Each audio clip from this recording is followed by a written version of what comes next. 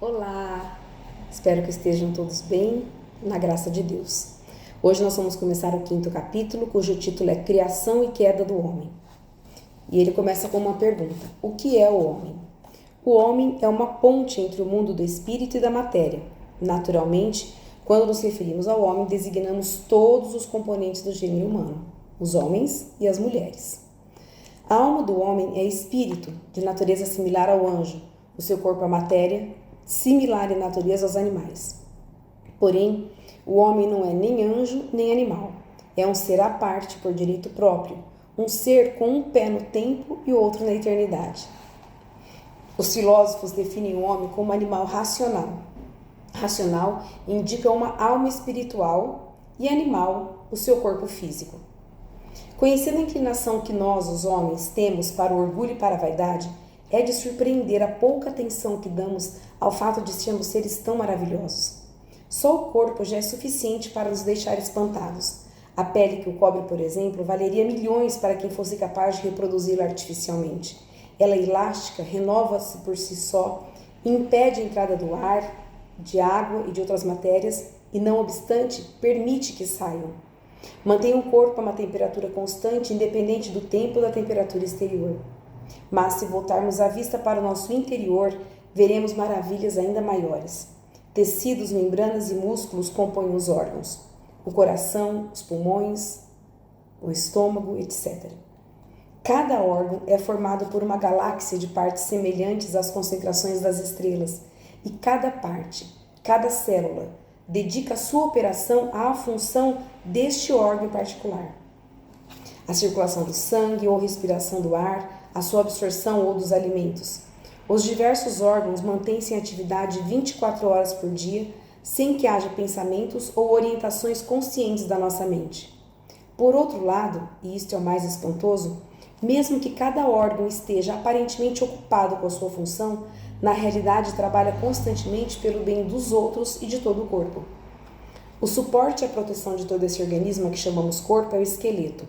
Dá-nos a rigidez necessária para estarmos erguidos, sentados ou andar. Os ossos dão apoio aos músculos e tendões, tornando possível o movimento e a ação. Dão também proteção aos órgãos mais vulneráveis. O crânio protege o cérebro, as vértebras protegem a medula espinhal, as costelas, o coração e os pulmões. Além de tudo, as extremidades dos ossos longos contribuem para a produção dos glóbulos vermelhos do sangue. Outra maravilha do nosso corpo é o processo de manufaturação em que está ocupado o tempo todo. Introduzimos alimento e água pela boca e nos esquecemos do assunto. O corpo continua sozinho fazendo a tarefa na absorção dos nutrientes, né?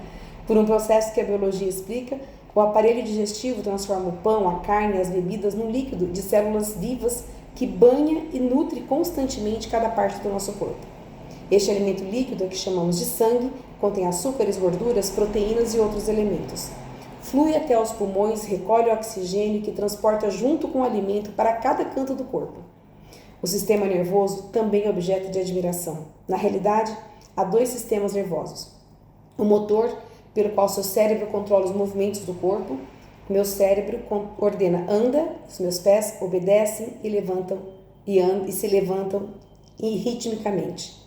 E o sistema motor sensitivo, pelo qual sentimos dor. Essa sentinela sempre alerta as doenças e lesões e pelo qual trazemos o mundo exterior ao nosso cérebro através dos órgãos dos sentidos, a vista, o olfato, a audição, o paladar e o tato. E esses órgãos também são, por sua vez, um prodígio de desenho e precisão. A ladainha das maravilhas do nosso corpo poderia prolongar-se indefinidamente. Aqui só mencionamos algumas das passagens. Se alguém pudesse fazer um passeio turístico pelo próprio corpo, o guia poderia indicar-lhes mais maravilhas que admirar do que as que há em todos os centros de atração turística do mundo juntos. E o nosso corpo é apenas metade do homem, e de longe a metade menos valiosa. Mas é um dom que temos que apreciar, um dom que devemos agradecer, a morada idônea para a alma espiritual, que é a que lhe dá vida, poder e sentido. O corpo do homem, diz o catecismo, aprofundando e expandindo essa ideia, o corpo do homem participa da dignidade da imagem de Deus. Ele é o corpo humano precisamente porque é animado pela alma espiritual e é a pessoa humana inteira que está destinada a tornar-se no corpo de Cristo o templo do Espírito Santo. O homem tem corpo, mas é mais que um animal. Como os anjos, tem um espírito imortal, mas é menos que um anjo. No homem, encontra-se o mundo da matéria e o mundo do espírito. Alma e corpo se fundem numa substância completa, que é o ente humano. A pessoa humana, criada à imagem de Deus, é um ser ao mesmo tempo corporal e espiritual.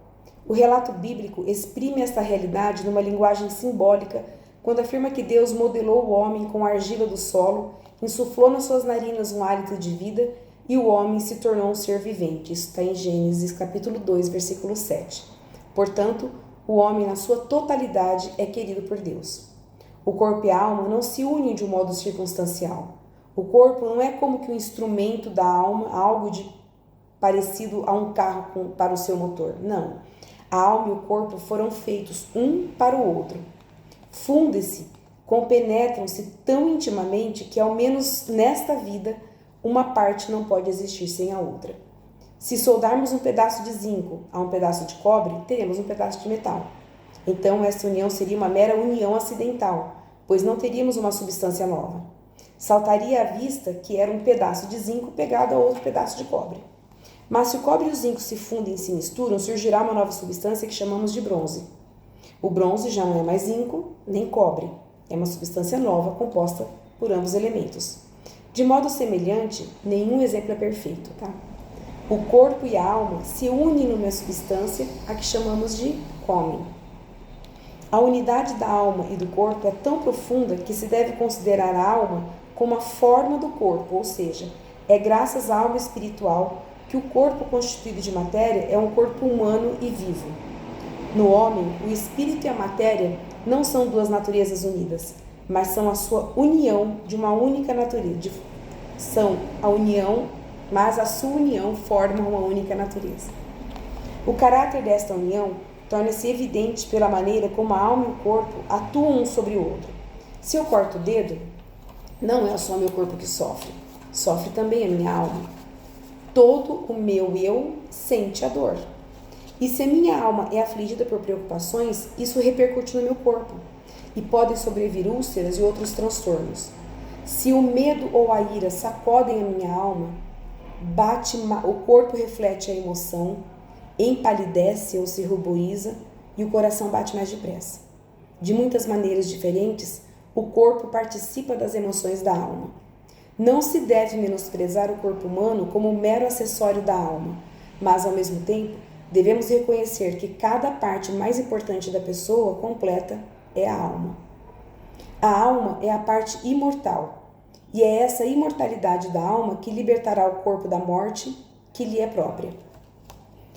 Muitas vezes, o termo alma designa na Santa Escritura a vida humana inteira, mas designa também o que há de mais íntimo no homem e o que há nele de maior valor, aquilo que mais particularmente o faz ser imagem de Deus.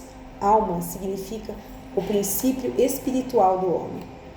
Esta maravilhosa obra do poder e da sabedoria de Deus, que é o nosso corpo, no qual milhões de minúsculas células formam diversos órgãos, todos juntos trabalhando numa harmonia prodigiosa para o bem de todo o corpo, podem dar-nos uma pálida ideia de como deve ser a magnífica a obra do engenho divino, que é a nossa alma. Sabemos que é um espírito.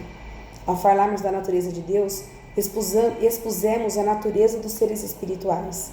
Um espírito, víamos, é um ser inteligente e consciente, que não é só invisível como o ar, mas também absolutamente imaterial, quer dizer, não foi feito de matéria. Um espírito não tem moléculas nem há átomos na alma. Também não se pode medi-lo. Um espírito não tem comprometimento, comprimento, largura ou profundidade, nem muito menos peso. Por esta razão, toda a alma pode estar em todas e em cada uma das partes do corpo ao mesmo tempo.